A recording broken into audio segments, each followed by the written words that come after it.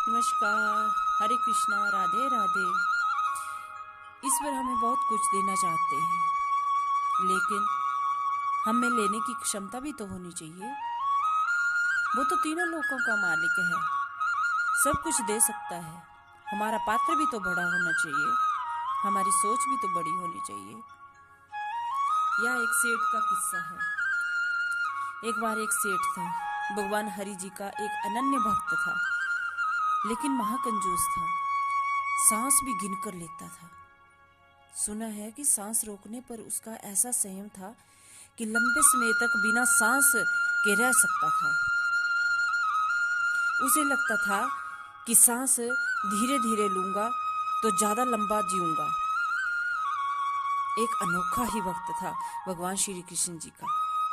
एक दिन ठाकुर जी ने सोचा कि चलो इसकी परीक्षा ली जाए कि ये कितना बड़ा कंजूस है। हमारे ठाकुर जी तो हैं बड़े नटखट, कुछ भी कर सकते हैं। एक दिन सेठ नहाने गंगा जी में चले गए। डुबकी लगाई, बाहर निकले तो देखा ठाकुर जी पंडित के भेष में थे। उनके सामने प्रकट हो गए और बोला, दान दीजिए। सेठ बोला, मैं तो नहाने आया हूँ, मेरे पास तो एक भी पैसा नहीं है। तो पंडित ने कहा, कोई बात नहीं, आप संकल्प ले लीजिए कि अगली बार जब भी आप मुझे मिलेंगे तो आप दान देंगे। तो सेठ ने सोचा, अगली बार मैं मिलूंगा तभी ना, अगली बार मैं मिलूंगा ही नहीं, इसको क्या पता मेरा घर कहाँ है। तो संकल्प ले लिया, अगली बार जब भी मिलूंगा 1 रुपया दूंगा। ये संकल्प लेकर सेठ चले गए और हमारे पंडित, हमारे ठाकुर जी मुस्कुराने लगे। अब सेठ अपने घर में जाके सो गए। तभी दरवाजे पर खटखट की आवाज हुई तो पत्नी ने दरवाजा खोला। वही पंडित थे। पंडित ने बोला, सेठ ने संकल्प लिया है, अगली बार मिलूंगा तो 1 रुपया दूंगा। सेठ को कहिए पंडित जी आए हैं 1 रुपया लेने।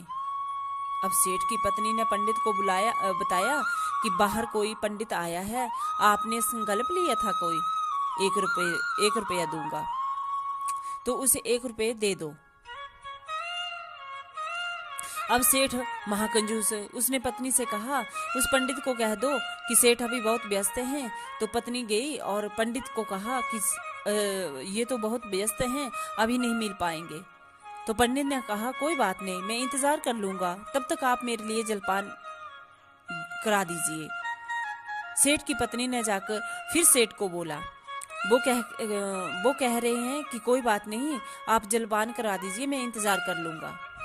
तो सेठ ने कहा, उफ, ये तो जलपान का भी खर्चा बढ़ जाएगा, 1 रुपया भी देना पड़ेगा और जलपान भी करवाना पड़ेगा। नहीं, तुम उसे जाकर बोल दो कि मैं मर गया। सेठ की पत्नी बोली, मैं ये कैसे बोल दूं? अरे जाकर के बोल दो कि मैं अभी अभी मर गया, नहीं तो वो पंडित आता रहेगा यही, या तो फिर यहीं खड़ा रहेगा, मैं जिंदा रहा तो वो 1 रुपया लेकर जाएगा। तो जाकर उसकी पत्नी ने बोला कि सेठ जी तो मर गए अभी अभी। पंडित ने कहा, अच्छा। पंडित चिंता में आ गए। आप एक काम कीजिए, मैं पूरे गांव में खबर फैला देता हूँ, आप अकेले कहाँ कहाँ जाएंगे, किस किस को बताएंगे। तो सेठ जी नहीं रहे, इस दुख की घड़ी में मैं आपका साथ दूंगा, मैं सबको बता के आता हूँ। अब पंडित ने सबको बता दिया। थोड़ी देर बाद सेठ के घर के बाहर सभी लोग इकट्ठा हो गए। अब सेठ की पत्नी ने बताया, ऐसे ऐसे हो गया। अब सेठ जो था सांस रोकने में माहिर था, सांस रोक के रखी थी। सबने यही सोचा सेठ मर गया। अब सेठ की पत्नी चिल्ला चिल्ला कर कह रही है कि ये मरे नहीं, सिर्फ नाटक कर रहे हैं, ये तो जिंदा है। लोग सोच रहे हैं कि पत्नी बावरी होगी या पागल होगी या पति के वियोग में हमें बोल रही है कि ये मरे नहीं है। हर आदमी ऐसा ही करता है। सब लोगों ने उसके साथ सहानुभूति जताते हुए कहा, अब समय आ गया है अंतिम संस्कार का, अर्थी को ले जाने का। तो सेठ की सब यात्रा चलती है। सेठ भी महाकंजूस हिल भी नहीं पा रहा है, जरा भी नहीं हिल रहा है, सांस रोक के लेटा हुआ है। उसने भी सांस ली, उसने भी सोच लिया कि जो होगा वो होने देता हूँ, अब श्री कृष्ण भगवान ही देखेंगे। तो भगवान श्री कृष्ण मन ही मन मुस्कुरा रहे हैं, कमाल का भक्त है, वाकई बड़ा कंजूस है। लेकिन सेठ जो है वो मन ही मन में सांस रोके हुए है, कृष्ण की भक्ति में लीन है। कृष्ण कृष्ण कृष्ण कृष्ण इस घड़ी से निकलना चाह रहा है, लेकिन 1 रुपया नहीं देना भी चाह रहा है। कृष्ण को इसलिए याद कर रहा है कि बस पैसे रहें और 1 रुपया भी ना जाए। अब सब यात्रा में सबको ले जाया जा रहा है, वहां चिता पर सबको लेटा दिया जाता है। अब कृष्ण जो है ऐसे परीक्षा में फंस गए कि अपने भक्त की ऐसी परीक्षा ले रहे हैं, या तो लोग इसको जला देंगे या सेठ भी एकदम संकल्प लेकर बैठा था कि नहीं, सांसें नहीं चलने दूंगा। तो कृष्ण उस सेठ के कान में कहते हैं, मैं बैकुंठ से आया हूं, तेरा कहना हूं, तू मांग जो तूने मांगना है। सेठ की एकदम से आंखें खुलती है और देखते हैं